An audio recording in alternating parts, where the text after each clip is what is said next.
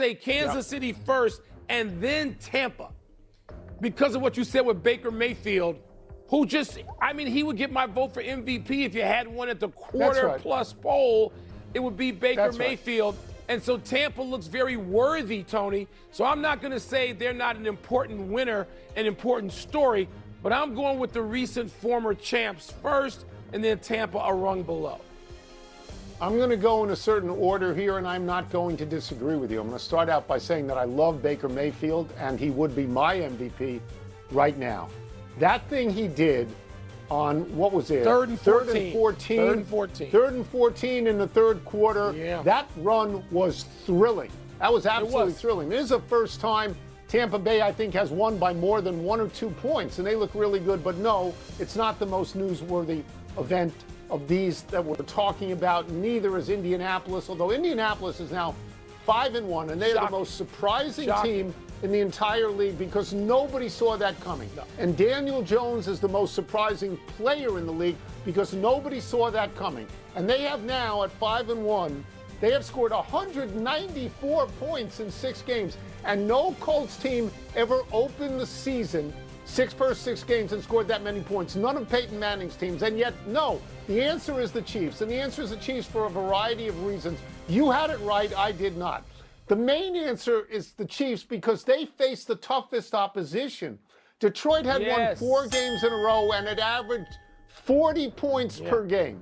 And so that's really what they did. Detroit probably came in thinking they had Kansas City on the ropes, and it turned into rope-a-dope. And I will just say this briefly.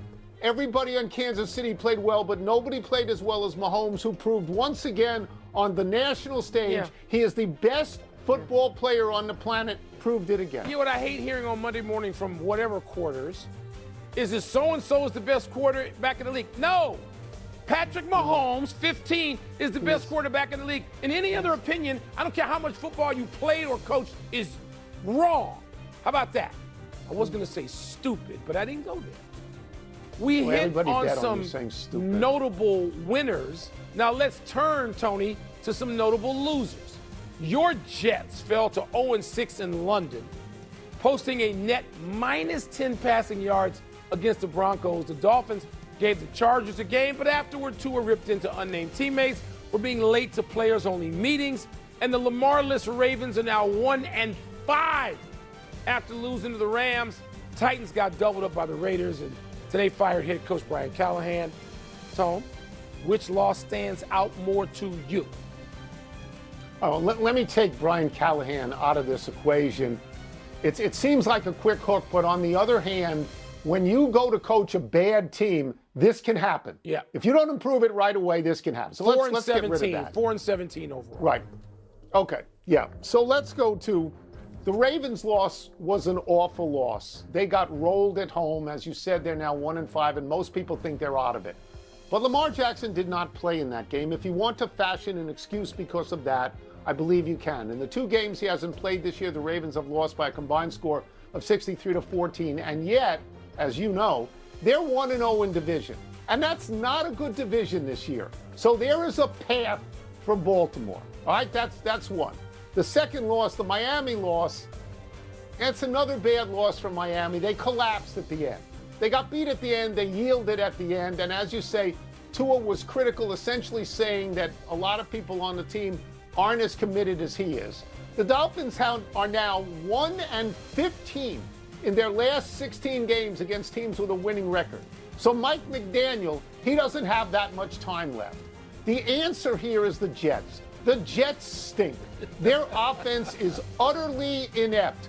They allowed their quarterback, Justin Fields, to get sacked 9 times. Get rid of the ball, son.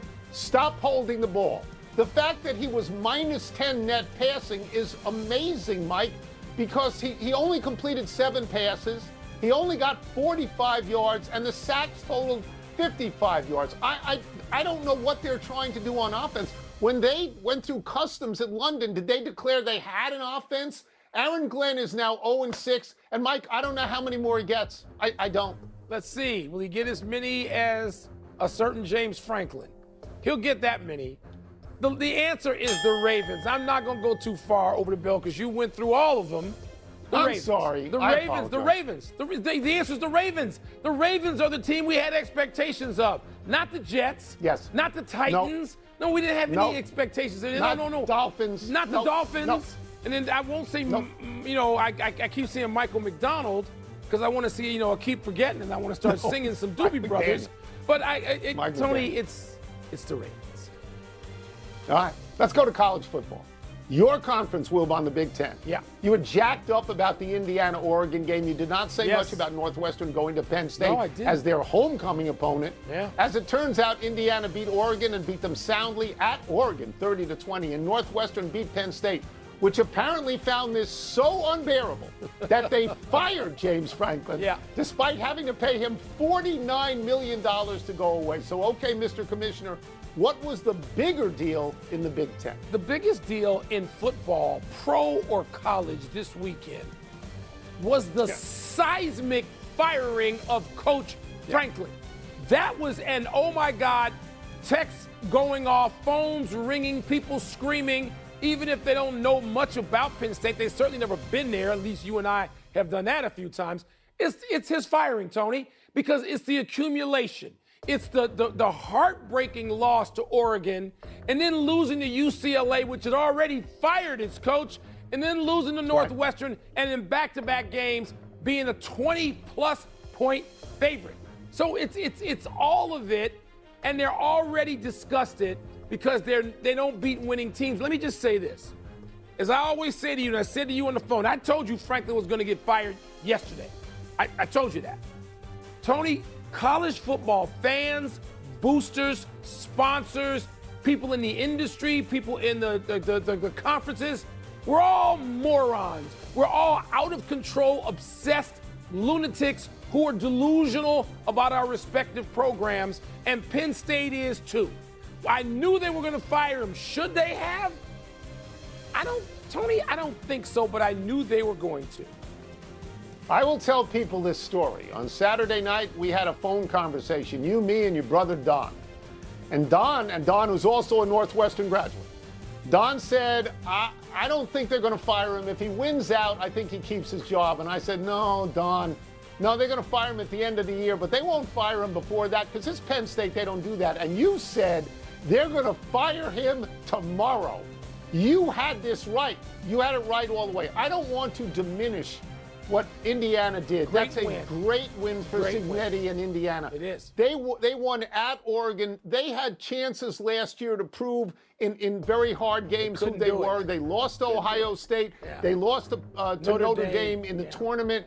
They won this one. This is a really, really big win. But yes, firing James Franklin is a bombshell. He was there for 12 years. He had 10 different seasons. Was it 10? I'm sorry. No, he had 6 seasons where he had at least 10 victories. Yeah. His overall record is 104-45. He won 70% of his games. You know, a few weeks ago, Penn State was ranked number 2 in the country. You cannot find them with a telescope now. He's gone. Everybody knew he couldn't beat big, the top 10 teams, but he beat everybody else. Now he can't. Now he can't. Tony, let me just say this. Here's why people are delusional at Penn State too. They've won 2 national championships, both as an independent school under Joe Paterno in a different time. They haven't won 40 years squad douche in the Big Ten. They haven't won anything for a long time. And you know what they're threatening to be? The latest Nebraska, except, Nebraska could lose their alumnus of Penn State back to Penn State to coach them. That's what Penn State's headed for. You don't want to win 10? Fine. How about 7 every year? And you don't even play anybody who's ranked worth a damn. They're all delusional. We're all delusional, all of us. Let's take a break. Coming up, what's the best word to describe Cal Raleigh's Game 1 performance? And the NLCS starts tonight. Who has the edge? Dodgers, Brewers. Mail time next. There is no pro team. There's no pro team that has the adorational fans of a college football team. No. There's none. No, there's not. No, well, college football. The Packers come. Trying to find out what's popping with the people in mail time. Let me open a mailbox and see what's first here. What's the word for what Cal Raleigh did last night for the Mariners? It's either inspire or carry. I'm going to say carry, as in carry his team. But it's not just last night. You got to go back to the previous deciding game. The guy is out there like Yogi Berra and